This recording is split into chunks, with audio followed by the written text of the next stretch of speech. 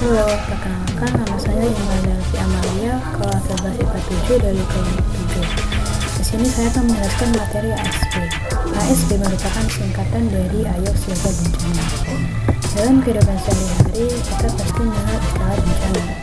Bencana adalah kejadian akibat fenomena alam yang luar biasa atau bisa disebabkan ulah manusia yang memakan korban jiwa, bagian material, dan kerusakan lingkungan, di mana masyarakat setempat yang dapat mengatasinya sehingga membutuhkan bantuan dari luar. Bencana timbul ketika manusia tidak dapat mengatasi ancaman. Ancaman adalah fenomena alam berpotensi merusak atau mengancam kehidupan manusia. Bencana terjadi ketika manusia tidak mampu mengatasi ancaman. Sebelum terjadinya bencana atau prabencana ada langkah-langkah yang bisa kita lakukan, yaitu dengan kesiapsiagaan dan mitigasi. Kesiapsiagaan adalah upaya-upaya penggunaan kemampuan untuk secara tepat dan cepat merespon bencana. Sedangkan mitigasi adalah upaya-upaya untuk mengurangi akibat ancaman bencana. Saat terjadi bencana, yang harus kita lakukan adalah tindakan pencarian dan penyelamatan atau search and rescue atau SAR, pelayanan bantuan medis, pendistribusian bantuan, dan dukungan psikologi sosial bagi mereka yang tertimpa bencana. Tindakan-tindakan tersebut dilakukan bertujuan untuk menyelamatkan kelangsungan hidup manusia, mengurangi penderitaan korban bencana, dan mengurangi kerugian fisik dan mental.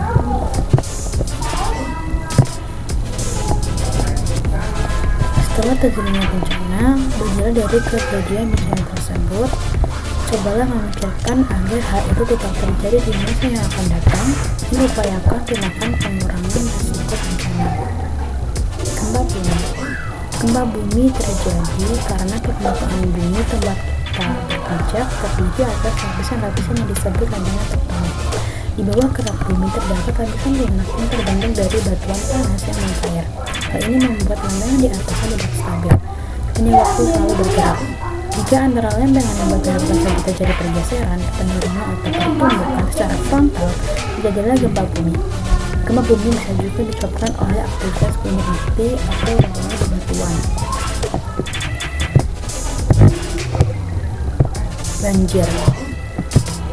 Banjir adalah peristiwa meluapnya air yang mengenangi permukaan tanah yang ketinggiannya melebihi batas awan. Banjir dapat disebabkan oleh curah hujan yang tinggi, badai, gelombang pasang, atau peristiwa alam lainnya. Banjir dapat diakibatkan oleh perilaku manusia, misalnya berkurangnya daerah resapan air akibat penebangan hutan dan pengembangan pemukiman, buruknya penanganan sampah, dan aliran air atau drainase.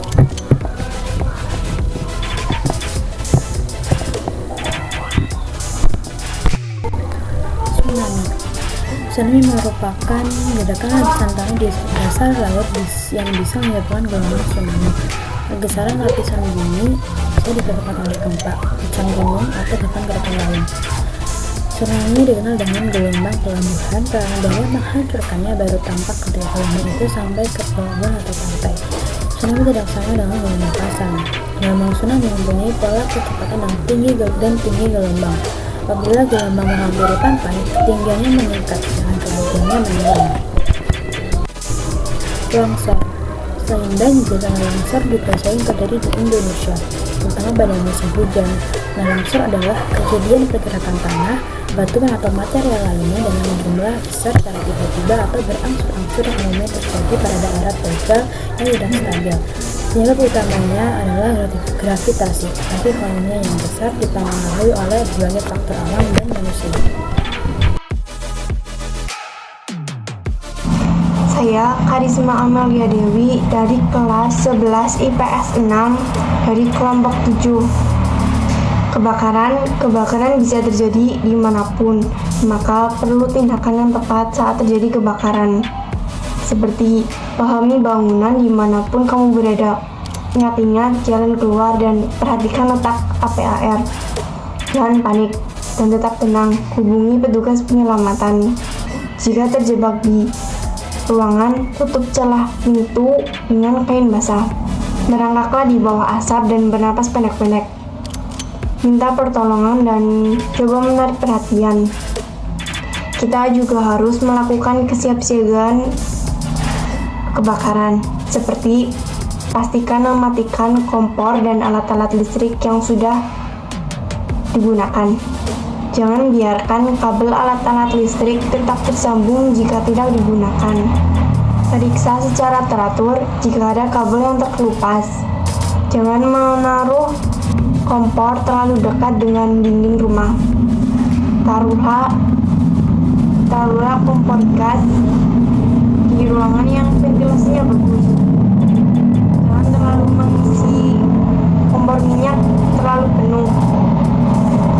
Jangan memasang stok kontak bertumpuk-tumpuk dan jangan membakar sampah di bawah terik matahari ataupun saat angin bertiup kencang. Kemarau bisa terjadi karena kurangnya pasokan air di dalam ataupun di permukaan tanah. Bisa juga terjadi karena curah hujan yang rendah dan musim kemarau yang panjang. Maka dari itu, kita harus menjaga kelestarian hutan sebagai sumber air kita dan berhemat-hemat dalam menggunakan air. Selanjutnya adalah topan.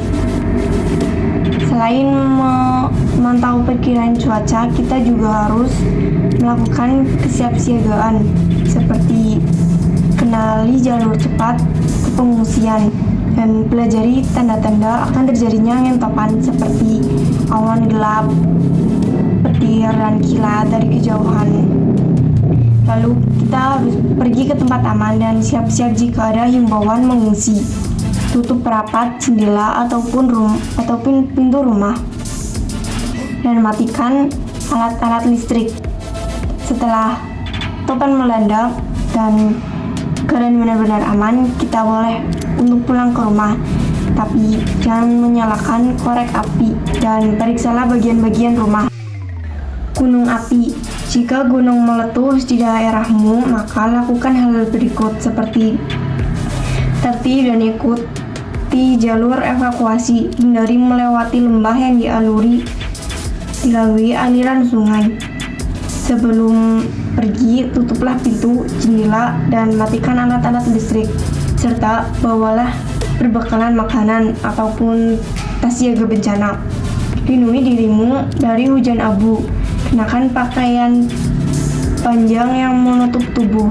Dan gunakan kacamata, masker maupun topi maupun penutup wajah. Ulanglah jika keadaan sudah benar-benar aman. Bersihkan atap dari timbunan abu. Tetap lindungi tubuh dari abu. Tolonglah orang lain yang membutuhkan bantuan. Assalamualaikum warahmatullahi wabarakatuh. Nama saya Lulu Usaliha dari kelas 11 IPA 4. Abrasi, yaitu sebuah proses berkurangnya daratan yang disebabkan oleh gelombang laut atau disebut juga dengan erosi pantai. Pengikisan pantai terjadi secara alamiah, tetapi dengan terganggunya keseimbangan, misalnya berkurangnya hutan bakau dan terumbu karang, menjadikan tidak terkendalinya pengikisan pantai. Perubahan iklim. Di Indonesia sekarang sedang terjadi perubahan iklim. Faktor dari perubahan iklim seperti pemanasan global. Pemanasan global adalah kenaikan rata-rata temperatur bumi yang kemudian menyebabkan perubahan iklim.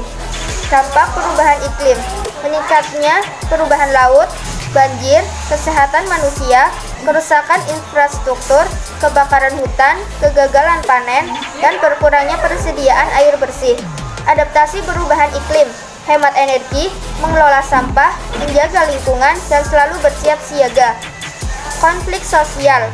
Dalam kehidupan sehari-hari, kadang terjadi perselisihan antara individu dan kelompok yang menimbulkan masalah dalam waktu lama, disebut konflik. Secara sosiologis, konflik diartikan sebagai proses sosial antara dua orang atau lebih, di mana salah satu pihak berusaha meniadakan pihak yang lain atau membuatnya tidak berdaya. Ada 4 jenis konflik, antara lain konflik antar pribadi, konflik antar sosial, konflik antar kelompok yang terorganisir dengan kelompok yang tidak terorganisir, konflik nasional atau perang saudara. Dampak dari konflik seperti 1. Solidaritas kelompok, 2. Retaknya hubungan, 3. Perubahan kepribadian, 4. Dominasi atau penaklukan. Penyebab dari konflik: 1. Perbedaan antar individu. 2. Latar belakang kebudayaan. 3. Perbedaan kepentingan. 4. Nilai dalam masyarakat. Cara mengatasi konflik. 1. Tidak memelihara rasa dendam, iri, dan cemburu. Saling memaafkan dan menghargai teman. Jadilah remaja yang bersahabat.